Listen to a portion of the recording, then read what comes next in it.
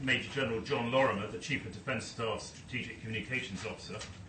And today, at today's briefing, I'm joined by Air Vice Marshal Phil Osborne and Captain Carl Evans of the Royal Navy for this briefing. Now, before I begin this briefing on the Libyan situation, I want to draw attention to examples of both the sacrifice and gallantry of our service personnel in operations elsewhere in the world, particularly Afghanistan. Sadly, 2 members of the Irish Guards were killed on Wednesday in Helmand province. Our thoughts are very much with both their families, and indeed with the families of all our personnel who are placing themselves in harm's way for their country at this time. And this morning we published the latest operational honours list, which has recognised the outstanding courage and dedication of 136 servicemen and servicewomen, and which has been well reported in the media today.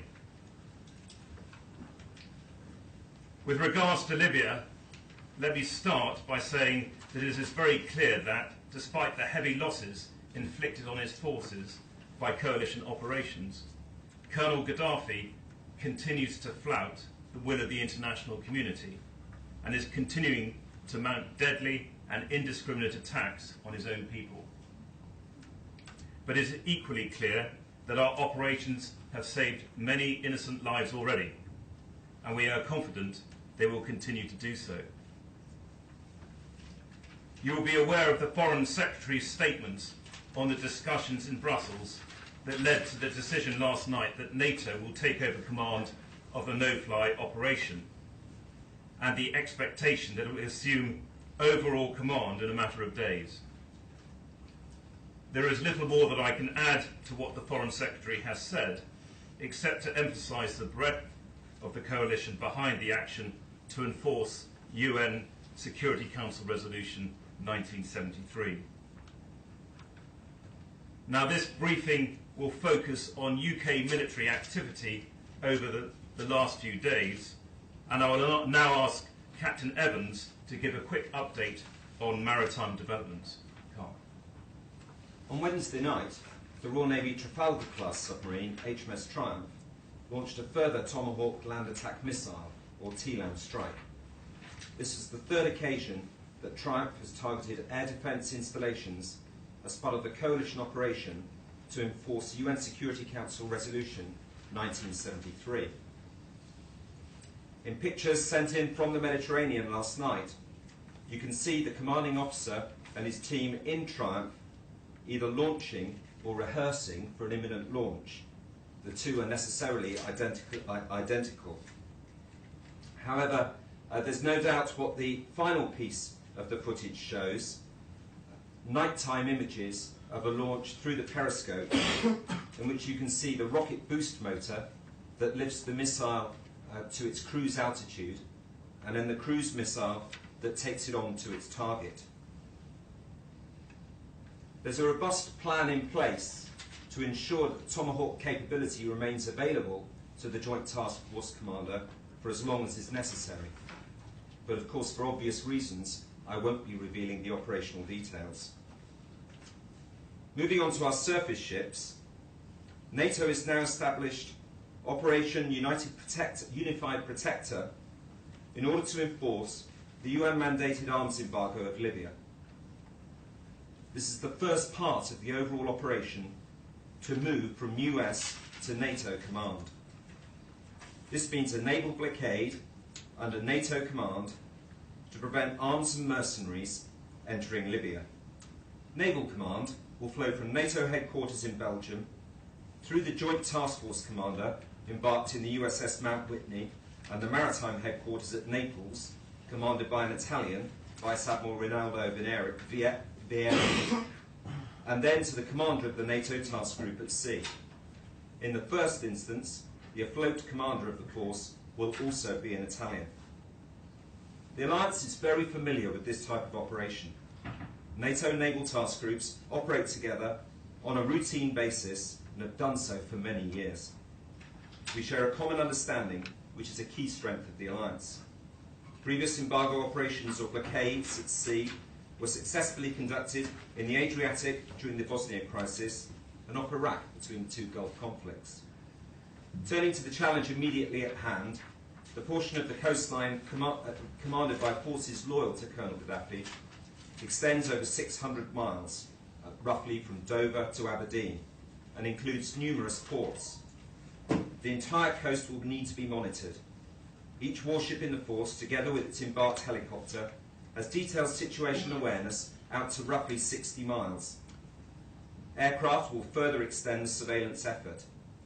The information or picture produced by each ship and aircraft is integrated and shared so that the task force commander and each ship of the force have a complete picture. Combined with intelligence, this will permit the commander to decide when boarding operations should be conducted. Warships will patrol for weeks at a time and will be supported by tankers. Thank you, Carl. As has already been mentioned, the NATO Secretary-General last night announced that agreement had been reached for NATO to take command of the no-fly zone. The US will remain in command until then and will ensure a smooth transition. At the last MOD briefing on Tuesday, we outlined that RAF Typhoons, based at Gioia di Colla in southern Italy, had commenced combat air patrols to enforce the no-fly zone. These patrols have continued daily, and the combination of forward basing and air-to-air refuelling means that patrols are typically now able to spend in excess of 4 hours at a time on station over the Libyan coast. Having previously flown their attack missions direct from RAF Marham and Norfolk, the first contingent of Tornado GR4 aircraft joined the Typhoons at Gioia on Monday afternoon. On Tuesday, a further 2 formations of Tornadoes flew south from Marham on armed reconnaissance patrols, and on completion of their mission, joined the others at Gioia di Colla, thus assembling a sizable force of both GR4s and Typhoons. As with the Typhoons, the Tornadoes have continued to fly daily from Gioia, and again the forward basing means that the time they are able to spend on patrol has been significantly increased. Throughout all these operations, the Typhoons, Tornadoes and other coalition aircraft have received invaluable support from RAF tanker and surveillance aircraft operating out of RAF Akrotiri. Air Vice Marshal Osborne will now give you a bit more detail on a particular action that took place yesterday. The Royal Air Force Tornado GR4 is able to carry a uniquely impressive array of different sensors and weaponry on a single sortie, which makes the aircraft highly flexible and very suited to the armed reconnaissance role. It can identify possible targets from long range with its Raptor reconnaissance pod, gain detailed information for analysis, and then subsequently attack the targets itself with a variety of precision weapons carefully selected to minimise the risk of collateral damage, or set the conditions for a follow-up attack by other coalition aircraft. We saw an excellent example of that flexibility yesterday afternoon. While Typhoon, supported by Sentry E3D, secured the airspace, a pair of Royal Air Force Tornado GR4s were on patrol near Ajabaya, equipped with lightning targeting pods and carrying, amongst other weapons, Brimstone precision-guided missiles.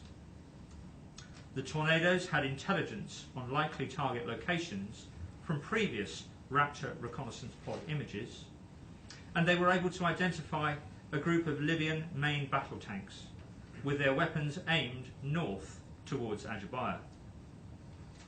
Their highly accurate attack with Brimstone missiles hit 3 of the tanks, completely destroying them.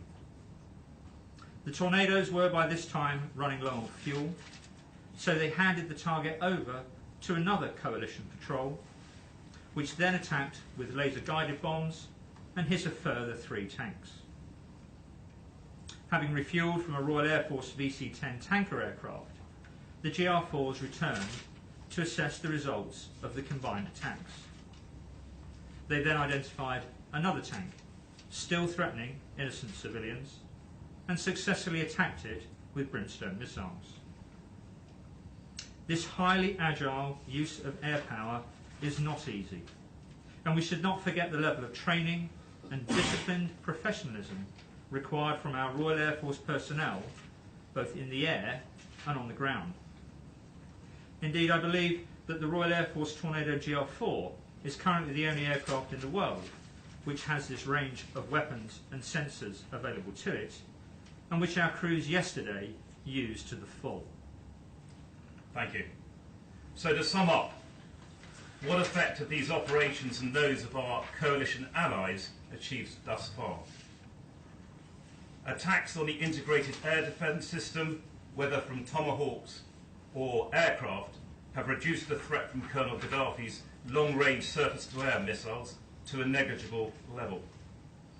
It is significant that we have not detected any attempts at engagement by such systems since the start of our air operations.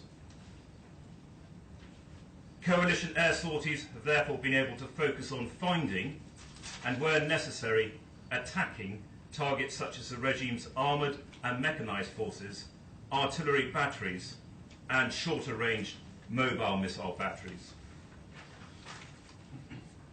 We have not been able to stop all Colonel Gaddafi's attacks, but we would never pretend that we could. But every day that he continues to defy UNSCR 1973, his forces suffer the consequences. They are losing aircraft, tanks, and guns that they cannot replace. His ability to use these weapons against his own people is diminished daily. Thank you very much indeed, and good afternoon.